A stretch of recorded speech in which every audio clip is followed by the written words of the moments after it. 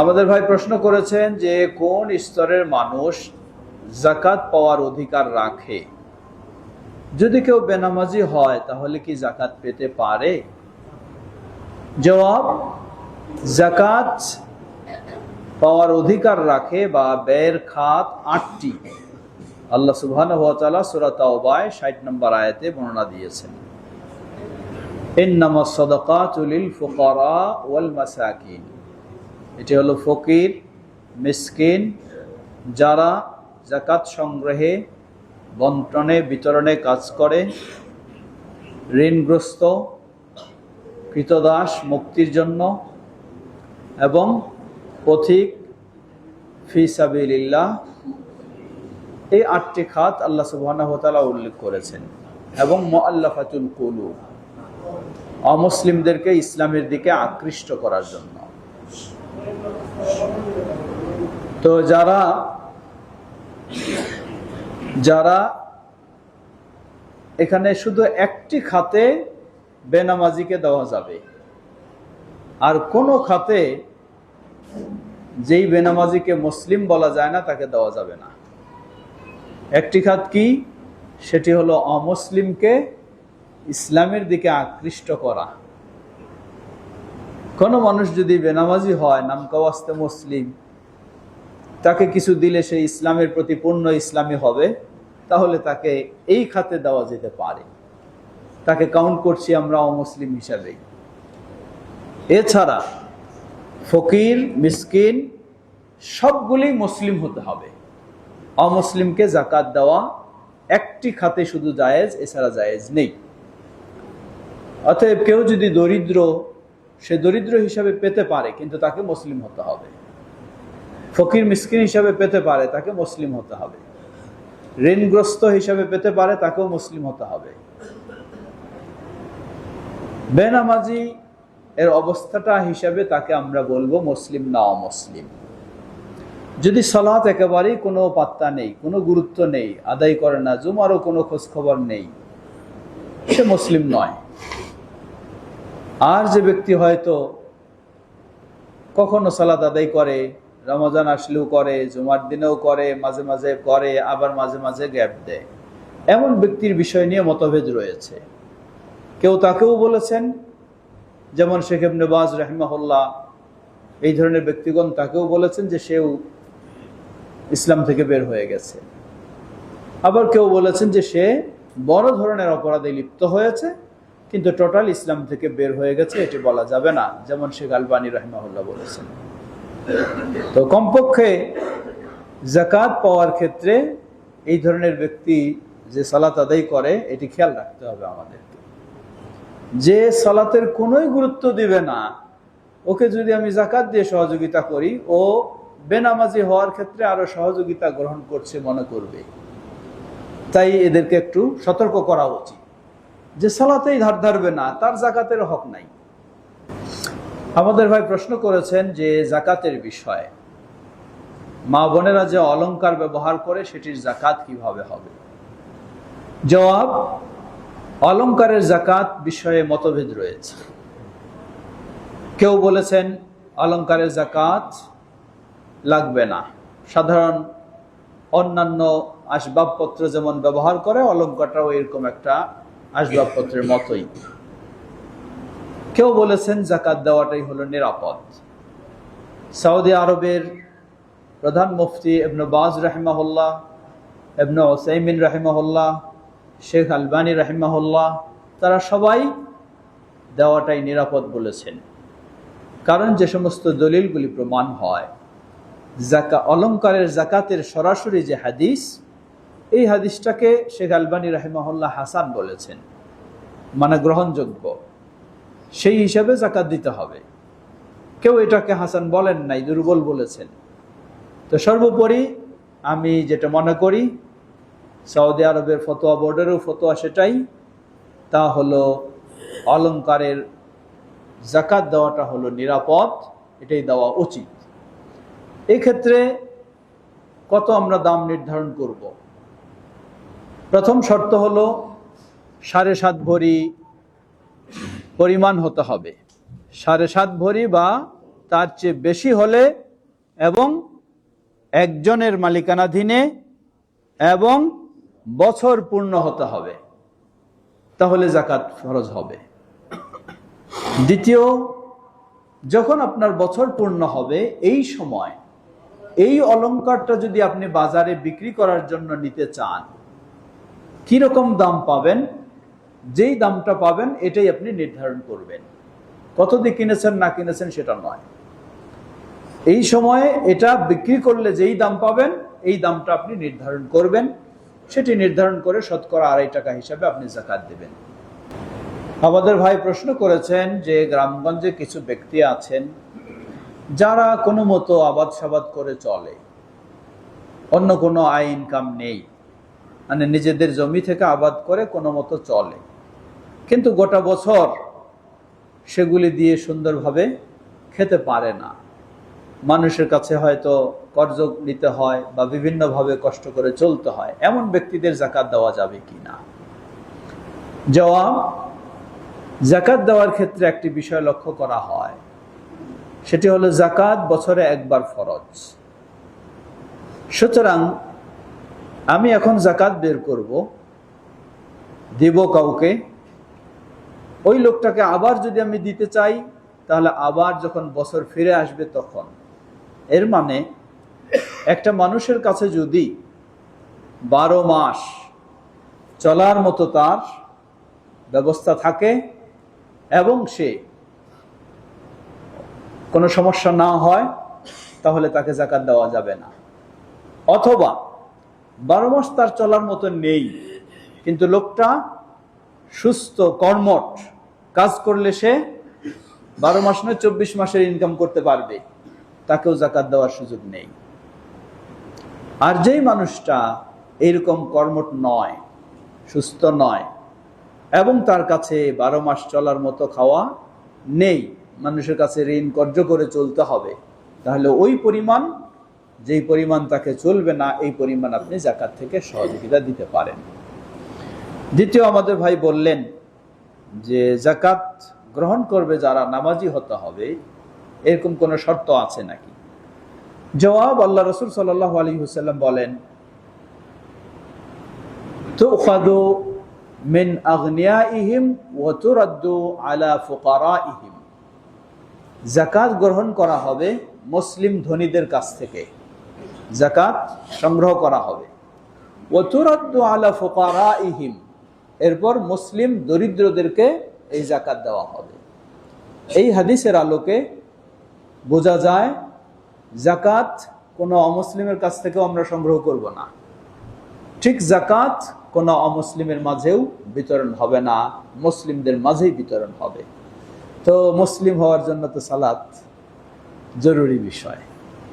আমাদের ভাই প্রশ্ন করেছেন, আমি সাধারণত রমাদান মাসের শেষ সপ্তাহে যাকাত বের করি প্রতি বছর।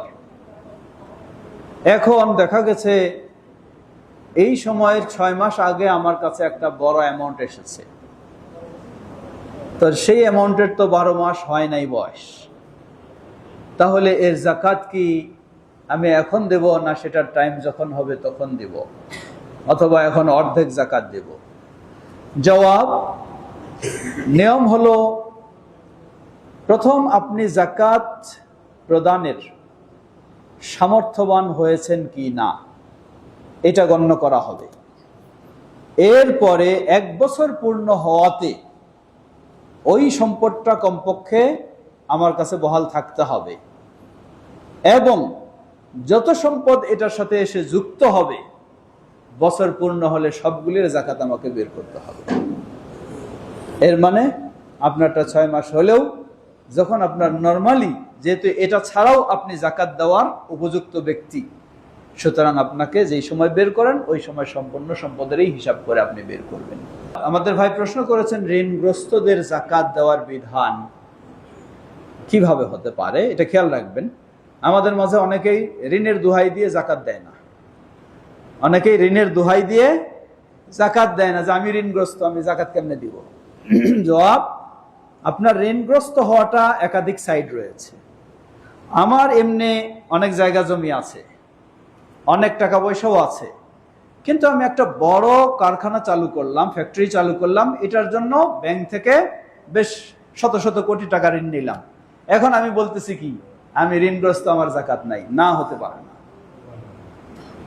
আপনি যেটা ঋণ নিয়ে যেই প্রকল্প চালু করেছেন এটা থেকে আপনি কোনো জাকাত দিবেন না, কারণ এই টাকাটার মালিকও আপনি না, আর এটা আপনার কাছে নেই, এটা আপনি মালিক না, এটা জাকাত আপনি দিবেন না। কিন্তু এটাকে বাদ দিয়ে আপনার যে জায়গা জমি আছে, বা আপনার জায়গা জমির তো জাকাত নয়, মানে আপনার যেগুলি অন্য সম্পদ রয়েছে, এই সম্পদগুলি যদি জাকাত দেওয়ার উপযুক্ত হয় তাহলে সেখানে আপনাকে জাকাত দিতে হবে, 1 নম্বর কথা। 2 নম্বর কথা, বলবেন যে এইগুলি দিয়ে যদি আমি ওখানে ঋণ পরিশোধ করি তাহলে তো আমার জাকাত নাই।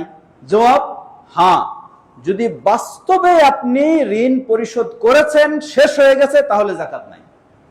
কিন্তু ঋণ এটা দিয়ে পরিশোধও করবেন না, এটা এটার মতো রাখবেন, ওটা ওটার মতো রাখবেন, তাহলে কখনো এটা থেকে জাকাতের আপনি ছাড় পাবেন না, এটাতে জাকাত দিতে হবে। এখন বললেন আমাদের ভাই যে সচ্ছল কিন্তু আবার এমন ঋণগ্রস্ত হয়ে গেছে যেটা পূরণ করার উপায় নাই। এই ব্যক্তিটার অবস্থাটা কি? ধরে নেন একজন ব্যক্তির জায়গা জমি আছে, জায়গা জমি বিক্রি করলে হয়তো 10 কোটি টাকা হবে, কিন্তু ঋণ করেছেন 50 কোটি টাকার দিয়ে। তাহলে এই ব্যক্তি তো আসলেই কি বড় ঋণগ্রস্ত। হয়তো নিয়ে ব্যবসা করতে চাইছেন, এখন কি হয়ে গেছেন, ব্যবসা নষ্ট হয়ে গেছে। তাহলে তিনি এখন ব্যাংক তো তার কাছে, বা ব্যাংক হোক বা যেই কর্তৃপক্ষ দিয়েছে সেটা তো তার কাছ থেকে ছেড়বে না, নিবেই। তাহলে এই ব্যক্তিকে আপনি জাকাত দিতে পারবেন কি না? জবাব, এই ব্যক্তিকে আগে চেষ্টা করতে হবে তার সর্বোচ্চ সবকিছু দিয়ে ঋণ পরিশোধ করার। দিয়ে যখন ঋণ পরিশোধ করার পর ধরে নেন 25 কোটি টাকা পরিশোধ করেছে, আরো 25 কোটি এখন বাকি আছে, কিন্তু তার কাছে কিছু নাই, এই 25 কোটি টাকা আপনি এখন তারে দিয়ে জাকাত পরিশোধ করার জন্য, ঋণ পরিশোধ করার জন্য ব্যবস্থা করতে পারবেন। কিন্তু শর্ত হলো কি, মুসলিম হইতে হবে। আমি আপনাকে কিছু ঋণ দিলাম, আপনি আমার কাছ থেকে ঋণ নিয়েছেন, এটা বোঝার জন্য বলতেছি সহজ। আপনাকে আমি 1 লক্ষ টাকা ঋণ দিলাম, এখন আপনি ঋণ পরিশোধ করছেন না, করার ক্ষমতাও এখন নাই আপনার, আর আমি হয়তো কয়েক লক্ষ টাকা জাকাত বের করি, তাহলে আপনার এটা আমি জাকাত থেকে পরিশোধ করাই নিতে পারবো কি না? এর মানে আমি 5 লক্ষ টাকা ধরেন জাকাত বের করি, 1 লক্ষ টাকা আপনার নামে লিখে রাখলাম, রেখে এটা আমার কাছে রেখে দিলাম, বাস আপনি খালাস। জবাব, এটা জায়েজ নয়। এজন্য জায়েজ নয়, এটি পরোক্ষভাবে যেন আমি জাকাতের পয়সাটা নিজে ভোগ করলাম, এটি পরোক্ষভাবে যেন আমি জাকাতের পয়সাটা নিজে ভোগ করলাম। হ্যাঁ, জায়েজ হবে কি, ওই ব্যক্তি ঋণগ্রস্ত, আমার কাছে ঋণগ্রস্ত, আমি বুঝতেছি তার কোনো উপায় নাই, তাকে আমি দিয়ে দিলাম, তুমি ঋণগ্রস্ত, তুমি তোমার কাজ করো তুমি, কিন্তু কখনো এই শর্তে দিতে পারবো না যে আমারটা তোমারে পরিশোধ করতে হবে, এই শর্তে দিলে জায়েজ হবে না।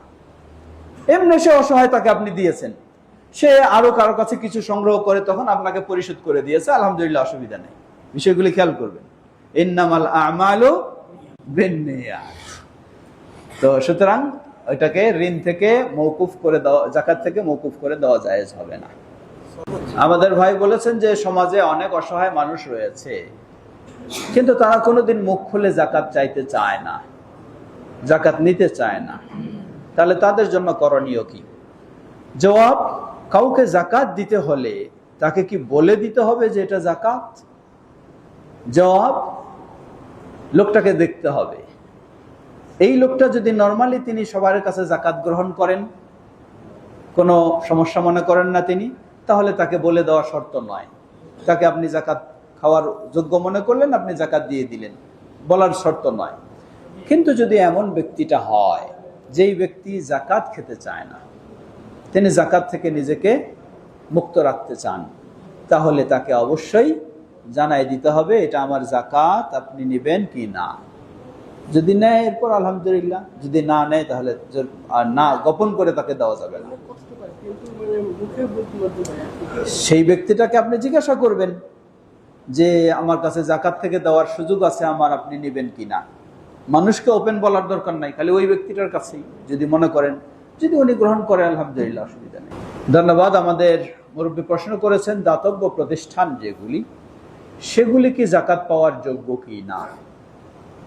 জবাব, দাতব্য প্রতিষ্ঠানটা আপনাকে দেখতে হবে এটা কি ইসলাম মুসলিমদের কল্যাণে না অমুসলিমদের কল্যাণে, ইসলামের বাইরে, ইসলামের বিপক্ষে। যদি অমুসলিমদের কল্যাণে, ইসলামের বিপক্ষে, তাহলে কোনো দেওয়ার সুযোগ নেই। আর যদি ইসলামের কল্যাণে হয়, যেমন একটা প্রতিষ্ঠান সেখানে এতিম অসহায়দের লালন পালন করা হয়, তাহলে এরা তো এমনিই এতিম হিসাবেই, মানে এতিম মানেই তো খালি এতিম মানেই দরিদ্র না, ধনী ঘরেও এতিম হতে পারে, কিন্তু সে তো আর এতিমখানায় যাবে না। যারা এতিমখানায় যায় এরা সাধারণতই দরিদ্রই। তাহলে এখানে আপনি দরিদ্র হিসাবে এই জায়গায় আপনি যাকাত দিতে পারবেন, এটা একটা হলো দরিদ্র হিসাবে। তবে এই এতিমরা হতে হবে মুসলিম, যদি অমুসলিম এতিম হয় তাহলে না। দ্বিতীয়, এটাকে যদি এমন একটা ফি সাবিলিল্লাহ, দিন শিক্ষা, দিন প্রচার প্রসার, এই ধরনের একটা প্রতিষ্ঠান হয়, তাহলে সেখানে ফি সাবিলিল্লাহর খাত হিসাবে আপনি দিতে পারবেন।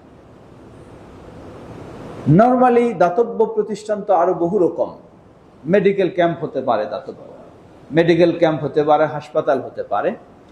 তাহলে এই হাসপাতাল দেখতে হবে এটি কি শুধু অসহায় দরিদ্রদের সেবার জন্য সীমাবদ্ধ, না এখানে সচ্ছল মানুষেরাও গিয়ে সেবা নিয়ে থাকে। যদি এটি শুধু অসহায় দরিদ্রদের জন্য হয়ে থাকে, তাহলে আপনি সেখানে মুসলিমদের হয় তাহলে দিতে পারবেন। আর যদি দেখা যায় যে এটা হাসপাতাল বটে কিন্তু এটা কমার্শিয়ালও ব্যবসা করতেছে, তাহলে না। তবে তাদের এমন একটা যদি ফান্ড থাকে যে হাসপাতালে এটা কমার্শিয়াল একটা প্রজেক্ট ঠিকই, কিন্তু তাদের একটা ফান্ড আছে, যেই ফান্ড থেকে অসহায় দরিদ্র মুসলিমদের চিকিৎসার জন্য ব্যয় করা হয়, আপনি ওই ফান্ডের ক্ষেত্রে শুধু ওই ফান্ডে নির্দিষ্ট করে তখন দিতে পারেন।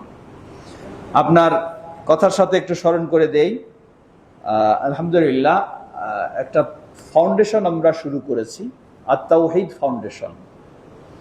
এটি হলো তাওহীদ ও সুন্নাহ ভিত্তিক শিক্ষা ও সেবামূলক একটি সংস্থা, সরকারি অনুমোদন লাভ হয়েছে।